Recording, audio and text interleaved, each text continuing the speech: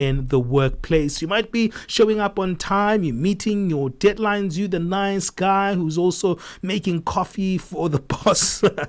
So why are you being overlooked for that promotion? According to career experts, the answer isn't always about performance. Sometimes it's really about what people think about you, the little things that you also do that might not actually be good for you even in the workplace. But most of the time you are doing the right things. It's just you're not very good at self-advocacy in their work environment, and at times you must stand out for yourself, be the one that stands aside, and you the one who actually is self-promotional in the workplace. There's no other way to actually put it. But how do you make sure that you stand above the risk? Because everyone is trying to also get that promotion. We're going to be speaking about this one in the Cubicle feature with Lisa Matomola, who is an HR expert based in Namibia. Lisa, welcome on the show. Good morning, and thank you for having me. Hey, Lisa, let's talk a little bit about this one. It's not an easy one because everyone is competitive in the workplace. And at times you are putting your best foot forward, but you feel invisible. You feel that your work is being acknowledged, it's being seen, but it's not being seen in the way that you want to be seen. So thank you very much for that. You know, as managers, as HR practitioners, or just anyone, coaches, mentors, they often mention in terms of how it's not just about delivering the results. I mean, there are people that are very, very good at their work. They perform. And I have some friends who feel, you know what, I'm good at what I do, but they find themselves still in the same position. And why is that? You mentioned in your introduction, because they are not advocating for their work. You know, that adage that says your work must speak for itself. It's kind of 1960 something. We talk about building a brand in the workplace. How am I advocating? Am I present at the table? You can have a seat at the table. Are you visible? There are people that often say that you don't want to leave a meeting without saying something, because that's how people notice you. Are you contributing? Because when people also hire you, they're looking for those who are creative. Some jobs really want you to have that stakeholder engagement, because it also depends in terms of the type of work that you have, the level where you are. As a junior, perhaps you can still be observing, just trying to see how people do their work. But the higher you go, you need to make a decision. You need to contribute. You need to question. At times, it's not even about making decisions or sharing and voicing out what your opinions regarding a specific project is. I'm so surprised that you say that, the fact that we're always referring to the concept of let my work do the speaking, let it speak for me. It's kind of an old concept, right? It feels like it's something that you are putting in the category of invisible behavior, and that can actually hold you back, right, as you are saying. But what then do you do while you're trying to actually let the numbers do the work for you? What must you be doing to also have that outstanding personality that is showcased in the workplace? Because the reality is, Lisa, not everyone is an extrovert. Not everyone feels they can come out there and shine in a meeting. Not everyone feels like their opinion will be heard in a stakeholder environment. What should you do to actually put yourself out there? Because you also don't want to say something in a meeting and everyone gives you a glare and says, well, what is he talking about? Thank you very much for that good question. And I can give an example. I recently coached a client. You know, you are being a manager, but because sometimes the work speaking for itself, meaning that you want a salary increase, because at times employees feel that I'm doing all this work, but I feel underpaid, or I'm not paid as per my value, because everybody has a value. They're starting to feel that I'm a low skilled, I'm offering more, but I'm paid less. In the workplace, we have performance management discussion, and these are not a group discussion. It's one-on-one with the manager. As an employee, I need to be able to know what I'm delivering on. How much have I brought in a company? For instance, if I'm in sales, or if I tend around or solve the problem, because most of the time in the workplace we solve the problem. When I joined, I found that this company had this, or the Yeah. department, perhaps if it's not company wide.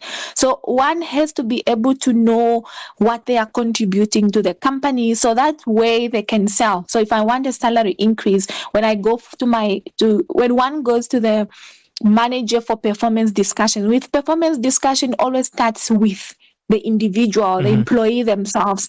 They actually review. You are reviewing your own work to say, for the first quarter, this is what I've done. This is how I've done it. This is how well I have also done it.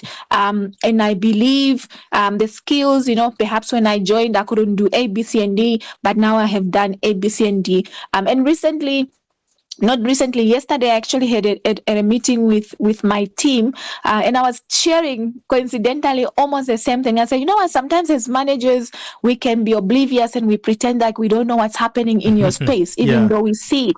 But and I gave them an example to say, perhaps you want a promotion, or you want more money. You come to me and you tell me to say, we worked on this project and this is how we have done it, and we are currently working under pressure. There's a client that is requesting for, and they are going beyond and above, and say, if you don't document this, when we have the performance, I'll pretend to not remember. Not that I will, but it's also about positioning yourself Yeah. and knowing your worth. Maybe if I put it that way. So employees should be able to keep records.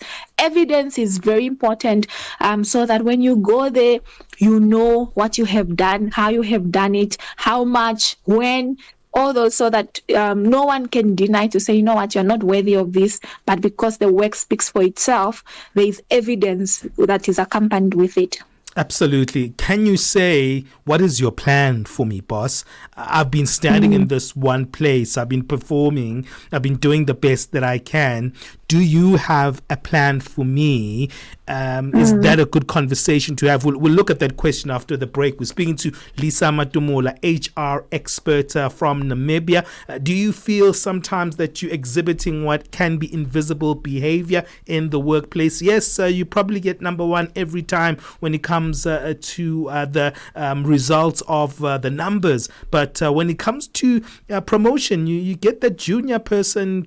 They keep coming in, these juniors, and they override you, and somehow they're the ones who are getting the promotion. How do you go beyond and above to make sure that you are also seen in the workplace for that promotion? We'll continue after the break. It's 20 minutes past 10 o'clock Central African time. You are listening to On the Move with myself, Benjamin Mushatama, and I'm with Palisatao.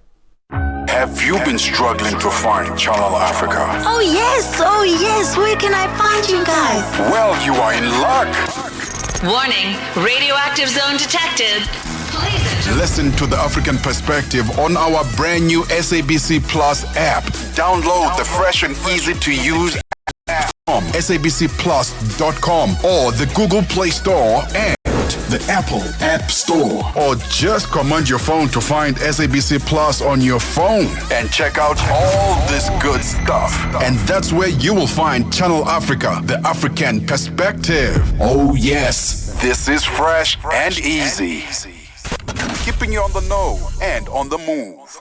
We are in the cubicle speaking about life in the workplace, and today we're finding out why you keep being overlooked for that promotion and the common invisible behaviors that you could be doing that are holding you back from being promoted in your workspace. We continue this conversation with HR expert Lisa Matomola. Very interesting question that Ben asked before our break, Lisa. If you go into the one-on-one meeting with your manager, with your boss, most of the time we think about the questions that the boss are going to ask us, and we sit there, sort of waiting for things to happen without actually taking action, but also not asking our own questions. Maybe if you are trying to take charge of your own career, should you be asking your boss what plans they have for you within the organization?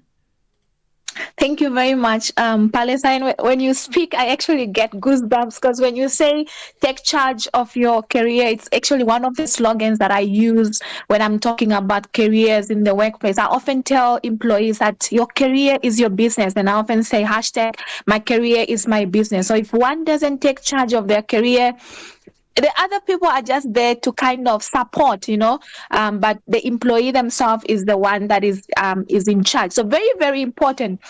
When one is in the workplace, they also need to know how well they are doing. So getting regular feedback helps. You find employees that go to the workplace, they're just there to get a salary. Being a salary corrector doesn't work, because if you also stay in a position for the longest without growth, without a salary increase, you lose out in terms of remuneration. The cost of living keeps going high. So it's always important to know what projects are happening, putting up my hand to say, I'm available for this position, or I'd love to be exposed in this area and that area, because and that is what you said, my work should speak for itself. So you're waiting to be nominated. Unfortunately, somebody will just come and say, and there are those that are confident even if they don't have the skill.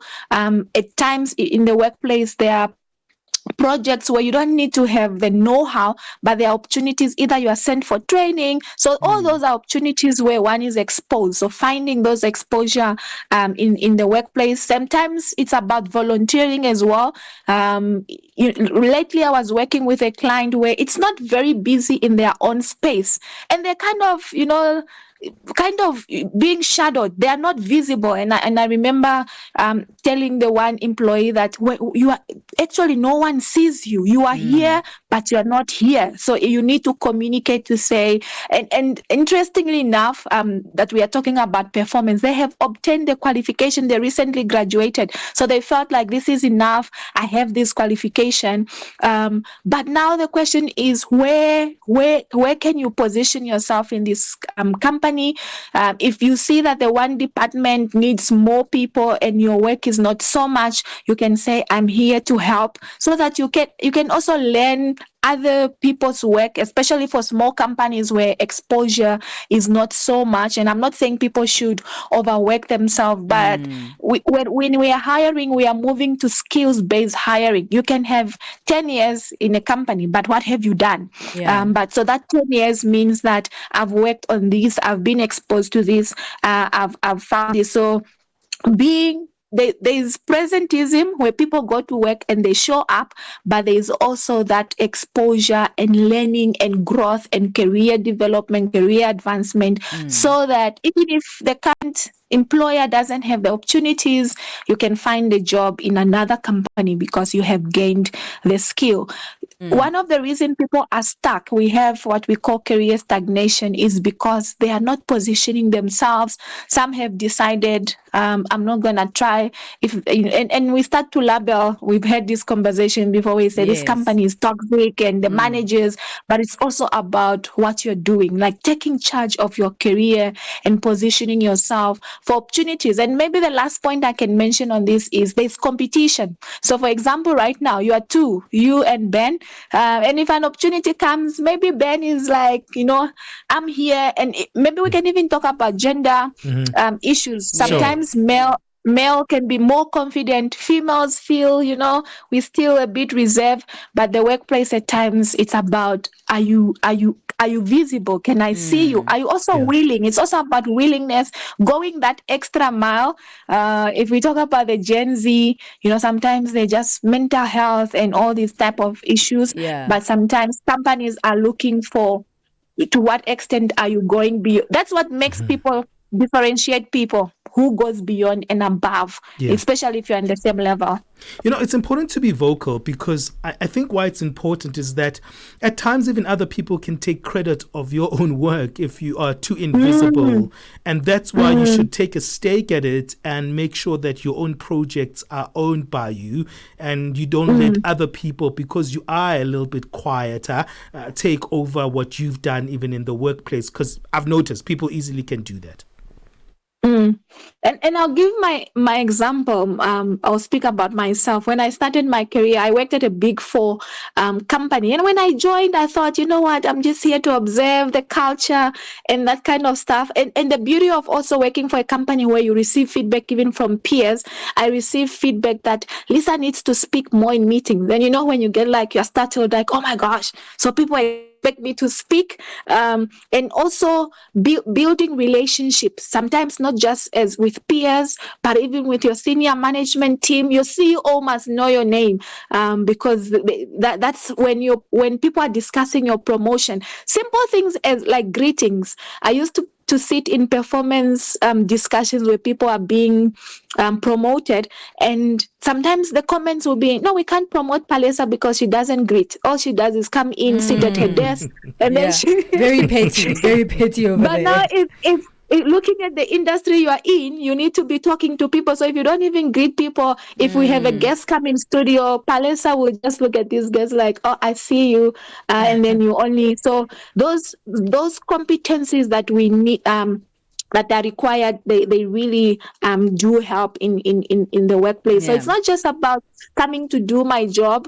And in a world where there's you even compete with the global people, it's not just about South Africa or Namibia or Yes, Zambia, yes. but we are competing with people from Asia, from Japan. They have different work cultures. So if I'm even looking for a remote job, for instance, it means that we need to do extra, or when we go to other countries. And that's why sometimes as Africans we go to other countries and we quickly come back because we are not used to that self All right, advocacy. Lisa, I we need to wrap up Yeah. the conversation. So I want to ask Yeah. about, organizational habits, because sometimes you have this dream that you're going to be promoted. But if you actually look around you in the organization, most people, if not all people, have been in that same position, some for even 20 years. So if you can see that the organization that you're in doesn't actually have a culture of growth, could that be maybe an observation that you make and a decision that you'd have to make to actually just move to another organization instead of trying to find a promotion in an organization that doesn't have that kind of culture? Thank you very much, Palesa, and a very good question or comment. I often say that companies are designed differently when it comes to structure. There are companies where you come, we train you, and we let you go. We release you for the market. There are companies that just hire experienced people because we don't have time to come and train you. This is not a company where you are learning. You must come, they often say you hit the ground running. And there are also companies that are small in size.